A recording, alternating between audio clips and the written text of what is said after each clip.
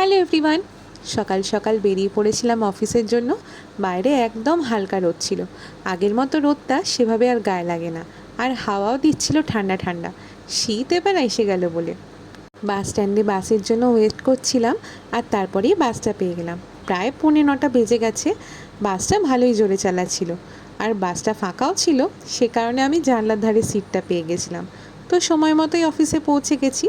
পৌঁছে গিয়ে আমি আমার ব্রেকফাস্টে সেরে নিচ্ছিলাম। ব্রেকফাস্টে ছিল রুটি আর একটা পাঁচমিশালি তরকারি, যেটা মুড়ি, কুমড়ো, শিম আরও অনেক সবজি দিয়ে মা বানিয়েছিল।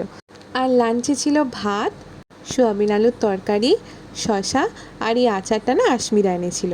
আর তার সাথে এনেছিল ডাল আর মুচমুচে ভেন্ডি ভাজা। দারুণ খেয়েছি আজকে লাঞ্চটা।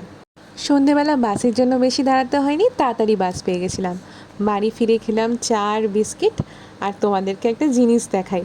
আগের দিন জানো তো ডাক্তারখানায় গেছিলাম আমার অ্যালার্জির জন্য। সেখানেই একটা মেয়ে জোর করেই এই প্যাকেটটা হাতে ধরিয়ে দিল। আমি ভাবলাম যে অ্যাসিডিটির ওষুধ আমি নিয়ে কী করবো, ফিরিয়ে দিতে চাইলাম, কিন্তু সে নিল না। তারপরে বাড়ি এসে খুলে দেখি ও মায়ের মধ্যে একটা পেপার বোটের অরেঞ্জ জুস আর সানফিস্টের একটা মমস ম্যাজিক।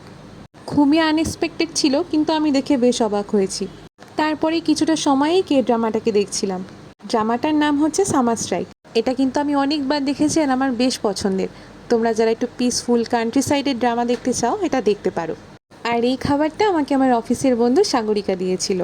ওর বাড়ি মেদিনীপুর, আর ওখানে নাকি এটা বাড়িতে বাড়িতে তৈরি হয়। এটাকে মিঠা বলা হয়। নারকেল, ঘি, সুজি, দারচিনি অনেক কিছু দিয়ে তৈরি। খেতেও কিন্তু খুব সুন্দর। তোমরা কে কে খেয়েছো কমেন্টে কিন্তু অবশ্যই জানিও। আর এটাকে আমরা বলি গড়া সেদ্ধ। এটা কিন্তু আমার মামার বাড়ি, মাসির বাড়ির ওদিকেই তৈরি হতে দেখেছি। আমাদের এখানে আমি কোনোদিন কাউকে বানাতে দেখিনি। আর এটাই ছিল ডিনারে। আর এই তো এইভাবেই দিনটা কেটে গেল। আজ তাহলে আসি, আবার দেখা হবে নতুন একটা ভিডিওতে। টাটা।